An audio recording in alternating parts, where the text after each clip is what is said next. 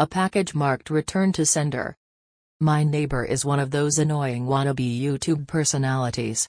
Over the years, I've seen him cough out cinnamon, lay flat on the hood of his car as it slowly creeps down the driveway, and douse himself in lukewarm water, all the while screaming epic win, epic fail, or fug, epic maintenance of the status quo for all I know.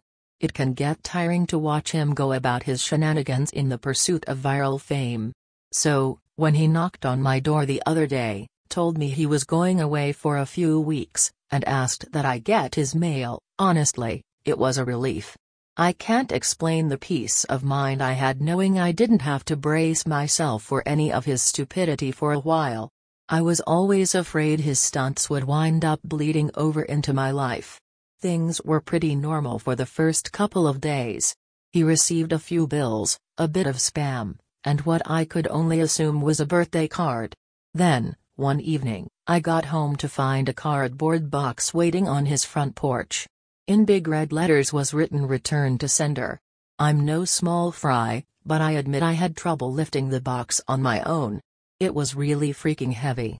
Lugging it across the road to my house was even harder, and I quickly realized there was no way I was going to drag it up the stairs and through my front door. I decided I'd leave his package in my garage.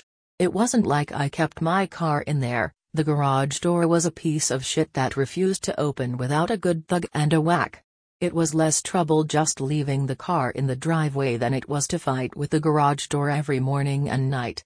In hindsight, I should have set the package down while I struggled to open the tricky door, but you know how it is when you've got a good grip on something, no point in setting it down if you don't have to.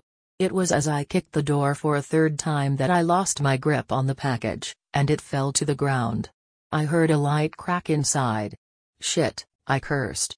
I hoped I hadn't broken anything important, but figured I just wouldn't tell my neighbor about it and let him assume the break happened en route.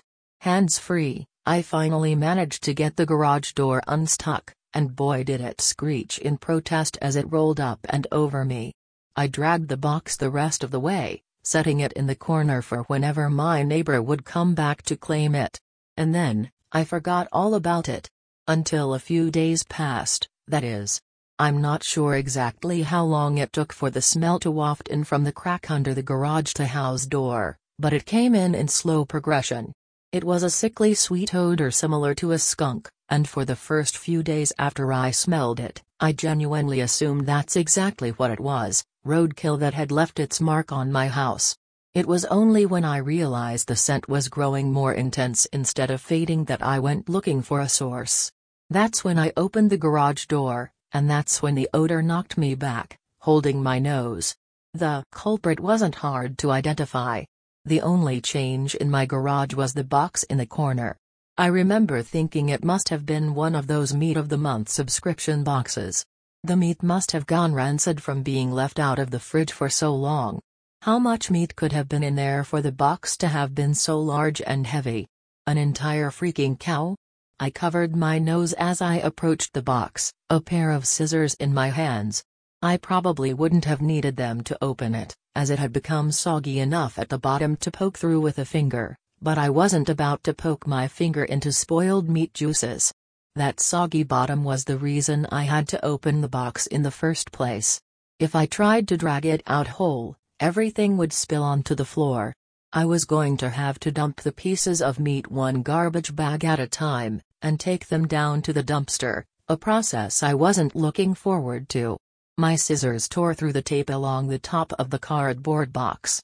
I thought the smell couldn't get any worse, but as I flipped the flaps open, I discovered a whole new gamut of stink. It was like opening a burning oven, but instead of a heat wave, I was met with waves of piss, sweat, shit, and putrefaction.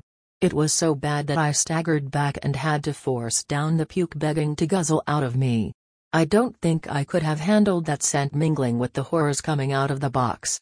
I'm not ashamed to admit I ran out the door for a breath of fresh air, but in the short time I'd spent in the garage, the smell had become so ingrained in the fabric of my clothes that it clung to me like a shadow. Nothing I tried could keep the smell out of my nostrils.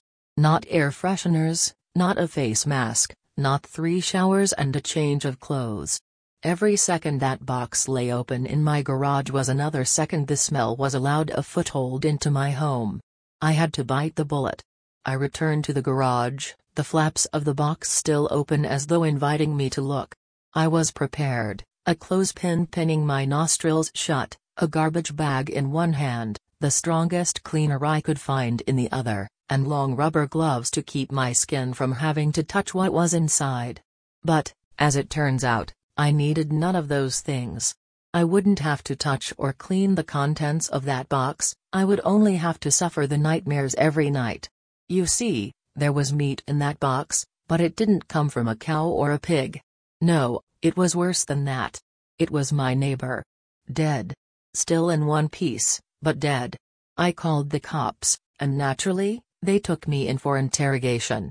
It's kind of hard not to suspect the man with a corpse in his garage, after all. Thankfully, they soon realized I wasn't involved.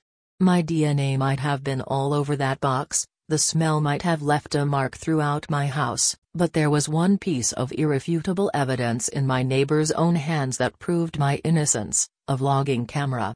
They showed me the footage only once. I'm not sure if they were allowed to, or if they felt so bad for me they figured it couldn't hurt.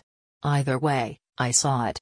My neighbor was sitting in the box outside of a shipping facility, laughing as he told the world how he was going to mail himself across state lines. He'd brought pee bottles, food, a pillow, and a few flashlights. His friend, a guy I'd seen at his place several times to help with his stunt stash, closed the lid and presumably dropped him off for shipment. Throughout the next couple of hours, or days, I'm honestly not sure, my neighbor recorded a few short clips about his progress. I think I'm in a truck now, I can feel it moving, must be in a warehouse. Pretty warm here. Still got plenty of food, that kind of stuff. And then, on the last entry, the box toppled over. He broke his neck, and that was it. The camera recorded until either the memory card got too full, or the battery died. There's one thing I didn't tell the police after they showed me the video. One thing I heard in the footage that will haunt me to the day I die. Just after the tumble that broke his neck, I heard the familiar screeching sound of my garage door.